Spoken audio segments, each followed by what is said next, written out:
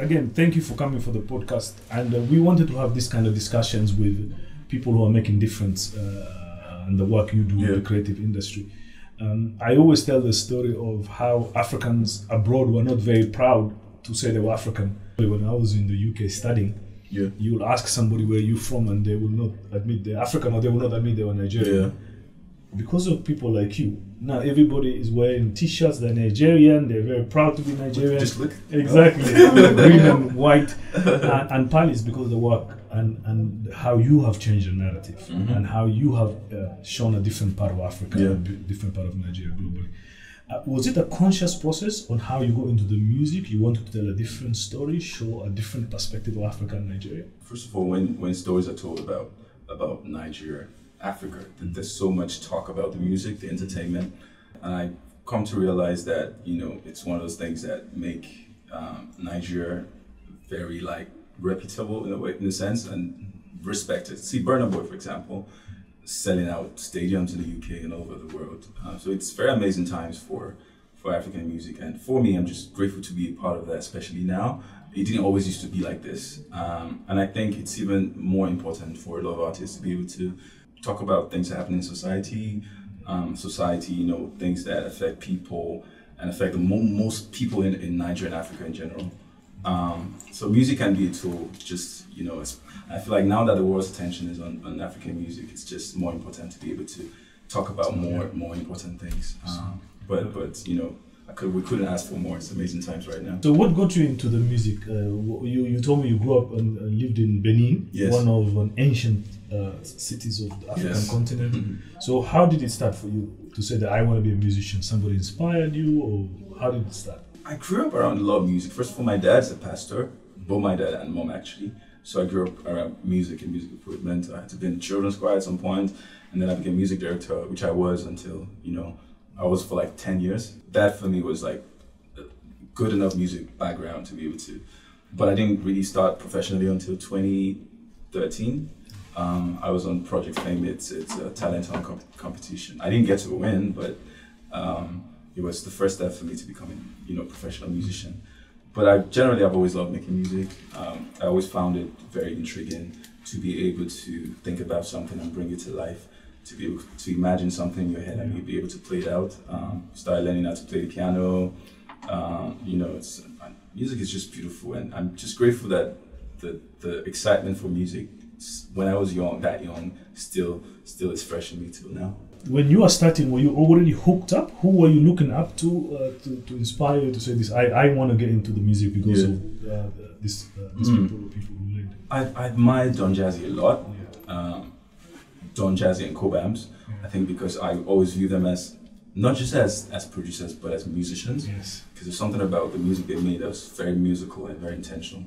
Yeah. And I always wanted to be like that. Like one day I want to make music like that. You know, it's you know, I listened to Asha as well, you know, coming up. But if I want to go way back, my dad used to play a lot of Sonny Okosun. I don't know if you know. I know, yes. A lot of Sonny Okosun when I was growing up. You know, we had some musicians in Edo State as well as Victor Waifo is most popular as well. So those were the kind of songs I used to listen. If you just walk in the streets, you hear the songs playing. Yeah.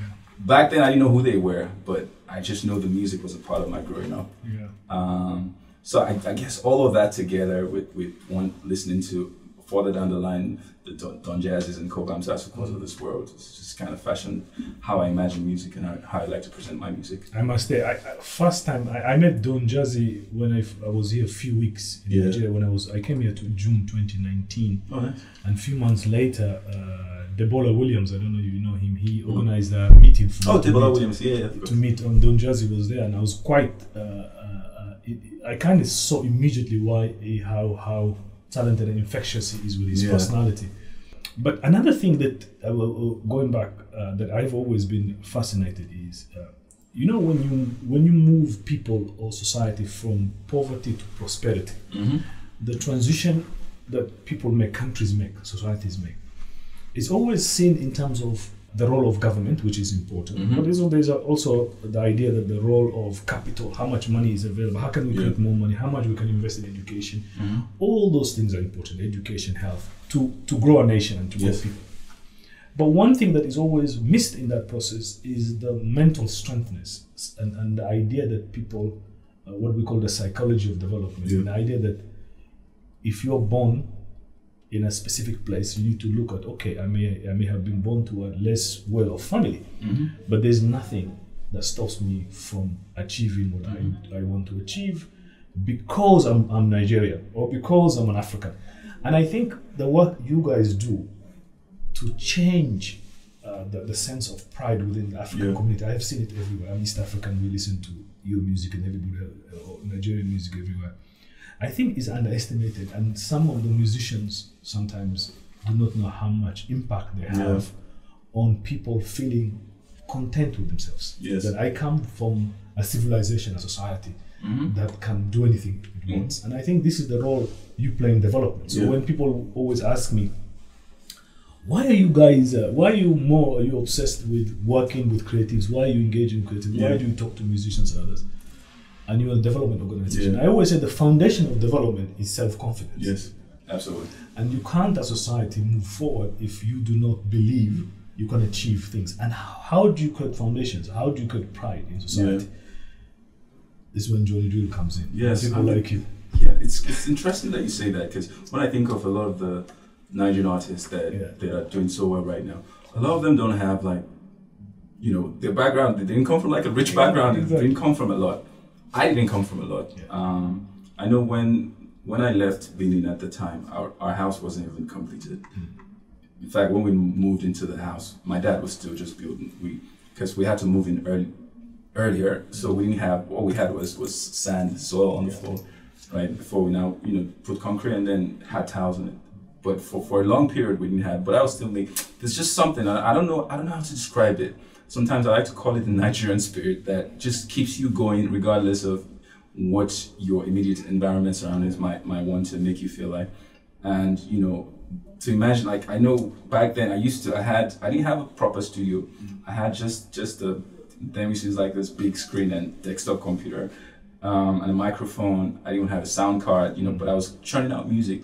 And if you listen to the music, then you feel like, oh, this guy must be in some gigantic studio, you know. But I didn't have all that. I just tried to make what I have work for me. And the same thing with a lot of Nigerian musicians, at least the ones that I know. They don't let their environment, their surroundings, to determine how they push on with life, and they just do excellent, great music, and there's that spirit, that hustle spirit. They just want to make it out. There's this grass to grace that keeps everybody going. No, but I'm glad you said it, because you know what, people may be born poor or disadvantaged, but they don't need to be mentally poor. Exactly. And this idea that I may start with nothing, I may have nothing available to me, but I am not going to stop it. You know, I always tell Nigerians don't come. You know, in Africa sometimes we have these low expectations of ourselves. People will say, you know, I am the best African musician. But Nigerians don't say that. Nigerians say, I'm the best musician. So it's a different level of ambition. Yes. So in East Africa, we'll say, I am the best East African singer. I'm going, my friend, your ambition is already low when your competition is that you're going to be the best East African singer. So one thing that we look up to Nigerians and people like you and others is that you don't see limit and you don't limit yourself. And that, for me, I keep telling people, Nigeria has every ingredient to be a first world country. Absolutely. You have one of the most talented people. You have an arable land that can feed the entire region. You have natural resources such as oil, gas. So everything is there. I always say the only thing that is missing is somebody to bring them together. The baking part. While in other countries, none of those things exist. So people are starting a much more difficult process. So I am a big believer that the artists, the musicians, the painters, the storytellers, the writers are the ones who are going to create a future that is better for Nigeria. And at least from a UN side and UNDP side, we really think that you are a key anchorage for prosperity. I really am excited that, you know, the narrative about Nigeria is being retold, especially from this standpoints, like you said, storytellers, entertainers, and musicians, right? But there's also so many things that have been untold about Africa for a long time. that I'm so happy that, you know, people are beginning to realize and tell the stories the right way. Burna Boy is not, sorry I keep going back to Burna Boy, but it's just such amazing the work he's doing. Burna Boy, you know, he's never been shy of he's never tried to be humble about what he thought he could be. Yeah. And he's always spoken his truth, and we can see the evidence today and all, you know. And I wish the same for every one of us. That's very inspiring for me. Yes, I'm glad that the Nigerian story, the African story, is getting retold better these days. Exactly, and we're all proud of it. But can I ask you, in your creative processes, how do you think? I mean, do you think normally that you need to represent Benin in your music? How does that process work? So I think most of the time your background in a way affects the kind of music you put out, even though you're not like, you don't really say it or you don't really sing about it as much, but people kind of are able to identify with where you're coming from by just listening to your music. Me, for example, every now and then I would use Edo language for like a line or two. It's not the most popular language in Nigeria, but you'd be curious enough to try to find out what language is that, because I don't understand it. It doesn't sound Yoruba, it doesn't sound Igbo or Hausa, so what is it? And then you realize it's Edo. I mean, a lot of people would rather just sing in Yoruba or Igbo or Hausa, but I think that it's also very refreshing every now and then to be able to infuse some other languages that is in there. For me, I do that every now and then, but I also feel like just how I've lived, the life I lived in Benin also affects how I write my music. Yeah. You know, and the kind of instrumentation I use, the percussion, you know, yeah. And I think that's the same thing for a lot of Nigerian artists as well. I just realized Rema recently, he did some video shoots where he made his hair in a way that he had like this small bumps here and there, and then he kind of merged it with like, there's this very popular picture. I have it in my office. Yeah, there's very popular the lady art for exactly that. She was a mother of a king or something. I forgot her name. Yeah. So he kind of merged both pictures together. And you're like, oh, I see where this is coming from. But that's another thing. What makes Nigerian music it has its own fingerprints and very African fingerprints. Is this idea of infusing African language into it. But now the thing is, you may wonder, what do we do as UNDP and development work? And one of the reasons is we wanted it here is also for you to understand what the UN does in a country so big and so important. So from a UNDP perspective, first, we're nearly in 5 of the 6 geopolitical zones. And we always want to, apart from the development and support of government, one area we have prioritized is the creative industry. And the things we are trying to do there is to look at what are the challenges for people like you to prosper. Because one of the things I was told yesterday, like 90-something% of the revenue you make is outside, not inside. You have a huge problems around copyright, copyright violation. I was shocked to hear that radios play your music without giving you any royalties. So there's all this non-conducive environment for musicians in Nigeria to make revenue, to live off your hard work. So one of the things we're going to be doing at the UN, working with the federal and state government, is to start dealing with the issue of copyrights. How can that be done well? Issues around revenue. How do we make sure your radios and others start paying like anywhere else in the world? If you're going to make money out of your music, somebody should be. And what are the other constraints you have?